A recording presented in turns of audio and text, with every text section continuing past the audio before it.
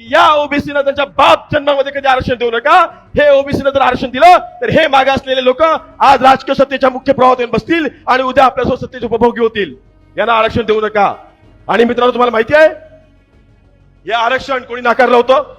हे आरक्षण नाकारलेलं होतं भारतीय जनता पक्ष या पक्षाने।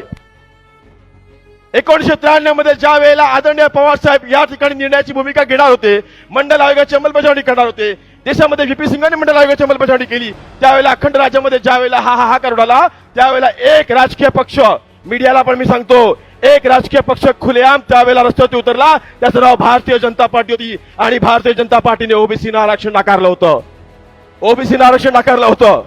आज जे म्हणतात ना आमचा डीएनए ओबीसी आहे, आमचा डीएनए, यांचा डीएनए ओबीसी नाहीये, यांचा डीएनए ओबीसीनं मारणारा आहे। हे लक्षात घेऊन चला। दुरेश्वर भैया, या ओबीसीनं आरक्षण नाकारा, देऊ नका। आणि त्यावेळेला एक कमंडल यात्रा काढली गेली होती मित्रांनो।